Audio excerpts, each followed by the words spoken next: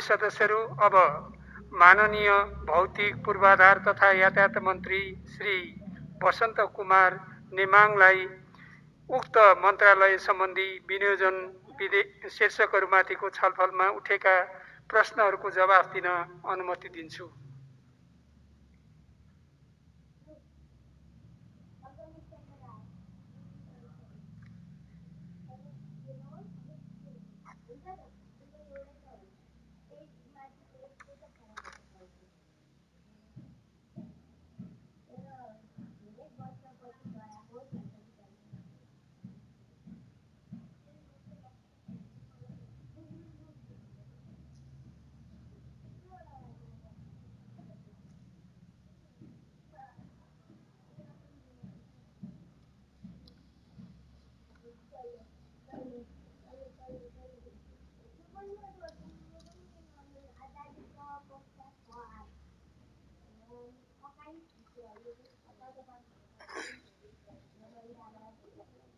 सम्माननीय सभामुख महोदय, मन्त्रालयको विनियोजन शीर्षकमाथि छलफल गरिरहँदा त्यस सन्दर्भमा आफ्ना धारणाहरू उहाँहरूले राख्नु भएको छ।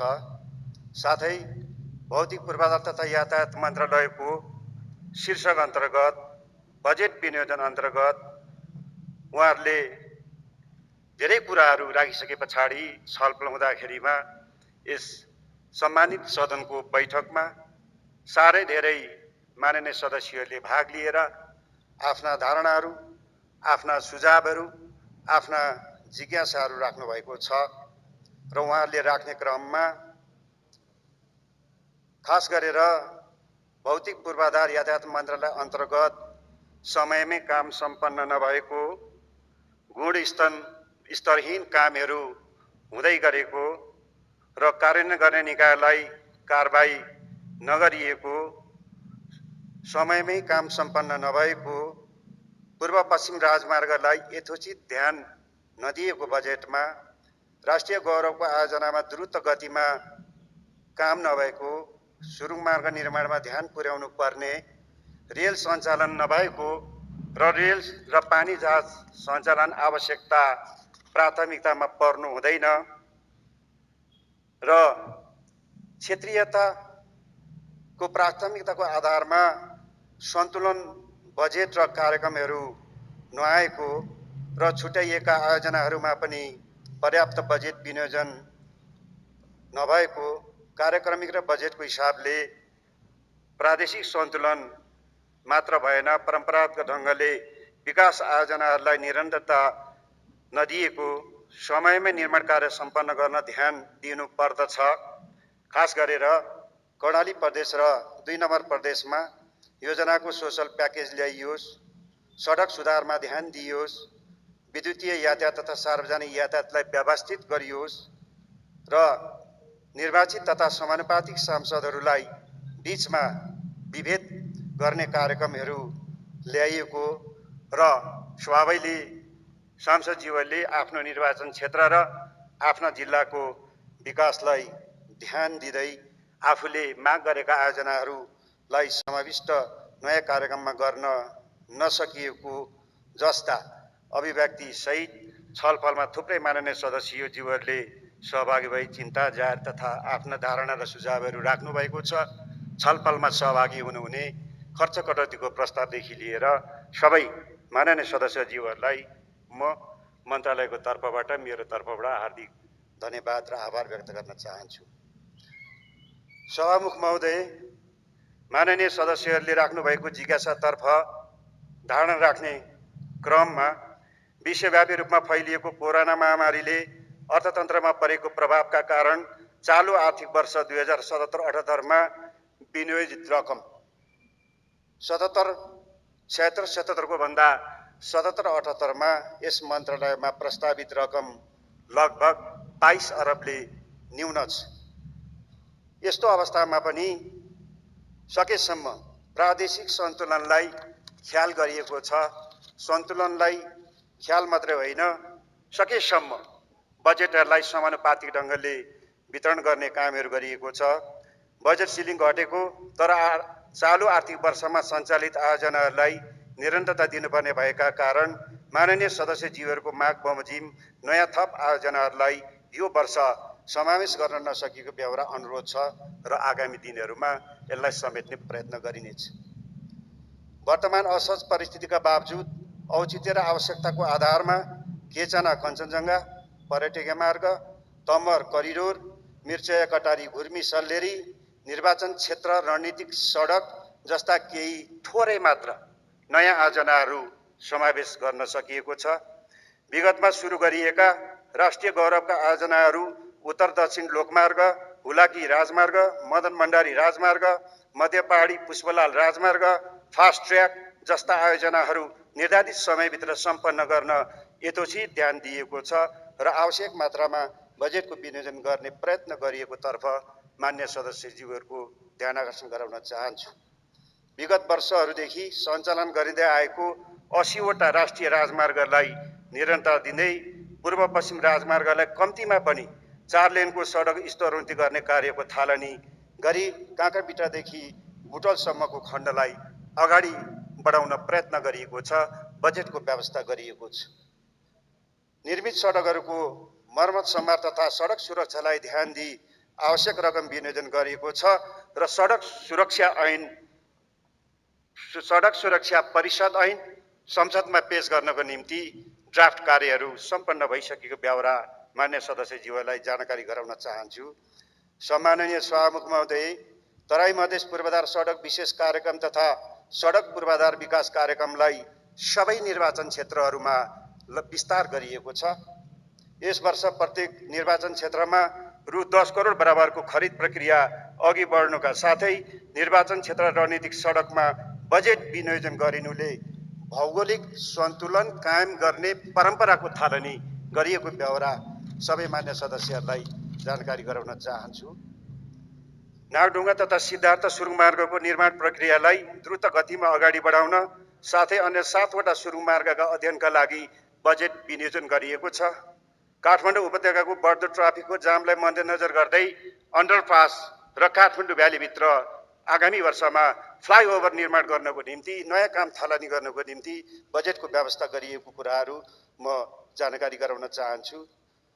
तराई मधेसमा निर्माणाधीन औद्योगिक कोरिडोर तथा महाकाली सेती भेरी कर्णालीदेखि लिएर त्रिशुली जस्ता उत्तर दक्षिण कोरिडोरको निर्माण कार्यलाई तीव्रता दिनको निम्ति बजेटको व्यवस्थाहरूलाई निरन्तर राखिएको छ।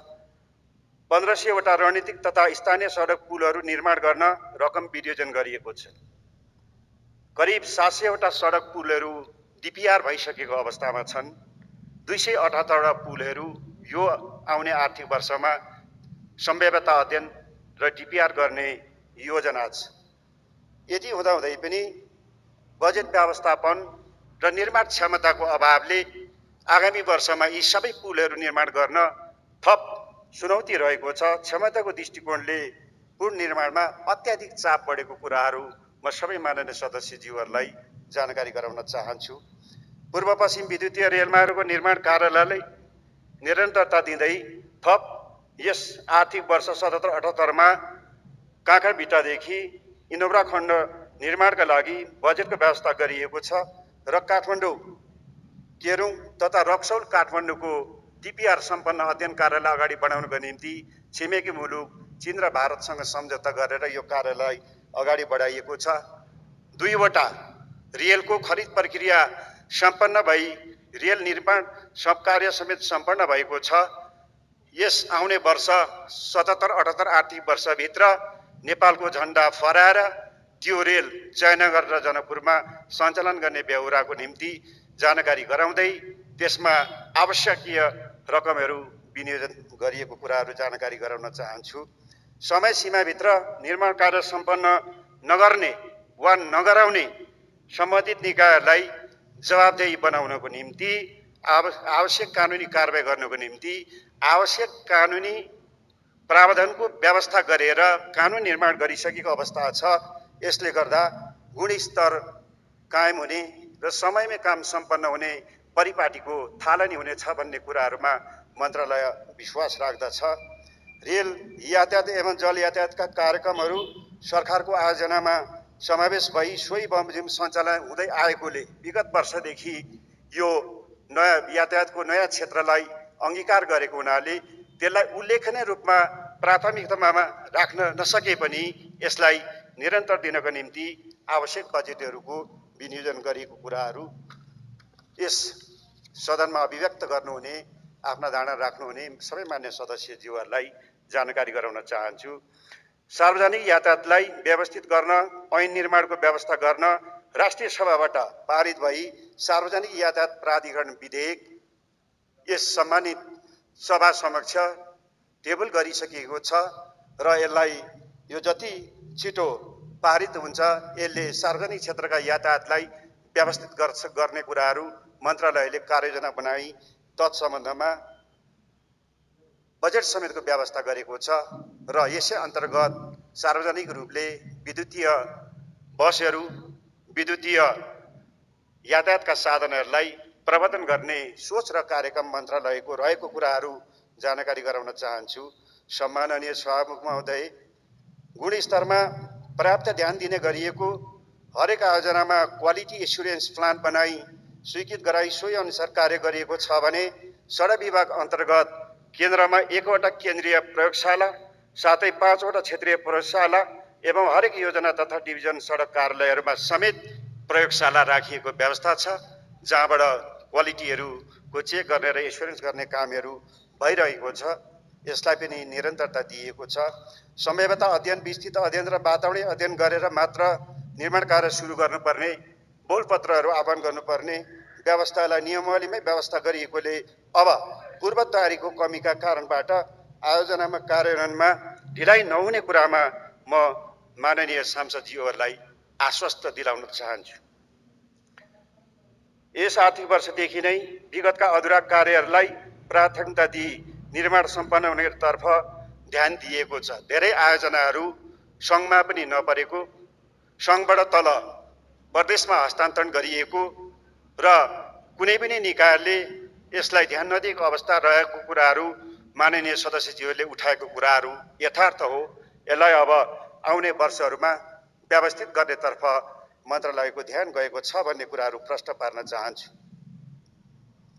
यातायातमा भनिएको सिन्डिकेट खारेजी भइसकेकोले स्वतन्त्र रूपमा व्यवसायहरूले व्यवसाय गर्ने वातावरण भइरहेको एवं सेवा प्रवाहको स्तरमा क्रमशः सुधार भइरहेको व्यवहार समेत यस सम्मानित सदनमा अनुरोध गर्न चाहन्छु। सडक विभाग अन्तर्गतको यान्त्रिक महाशाखा हेभी इक्विपमेन्ट डिभिजनहरूलाई प्रभावकारी बनाइएको छ। सडक निर्माण तथा मर्मतमा आवश्यक पर्ने मेसिन उपकरणहरूको कमी हुन नदिन प्रत्येक वर्ष थप उपकरणको व्यवस्था गरिएको छ। त्यसको निम्ति पनि आवश्यक बजेटको व्यवस्था गरिएको छ र यस्ता उपकरणहरू निजी क्षेत्रले चाहँदाखेरिमा निजी क्षेत्रलाई पनि भाडामा उपलब्ध गराउनु पर्छ भन्ने नीतिहरू स्पष्ट तय गरिएको छ। अन्त्यमा सम्माननीय सभामुख महोदय, मैले खर्च कटौती प्रस्तावदेखि छलफलमा उठेको कुराहरूलाई धेरै उठेको कुराहरूलाई समष्टिगत रूपमा प्रश्न पार्ने जमर्को गरेको छु। मन्त्रालयको धारणाहरू राख्ने जमर्को गरेको छु र यति राखिसके पछाडि सभाले माननीयज्यूहरू जसले खर्च कटौतीको प्रस्ताव संसदमा दर्ता गर्नुभएर छलफलमा आएको छ, म उहाँहरूलाई सविनय अनुरोध गर्न चाहन्छु, यति प्रष्ट रूपमा मन्त्रालयबाट यहाँले राखेको जिज्ञासा र खर्च कटौतीको प्रस्तावको आधारलाई स्पष्ट पारिसके पछाडि अब ढुक्क हुनुभयो होला, आफू स्पष्ट भएको महसुस गर्नुभयो होला भन्ने मेरो बुझाइ छ। त्यसो भएको हुनाले उक्त खर्च कटौती प्रस्तावहरूलाई फिर्ता लिएर सहयोग गरिदिन हुनको निम्ति सबै खर्च कटौतीको प्रस्ताव राख्नुहुने माननीय सदस्यहरूलाई मन्त्रालयको तर्फबाट मेरो तर्फबाट हार्दिक अनुरोध गर्न चाहन्छु। धन्यवाद।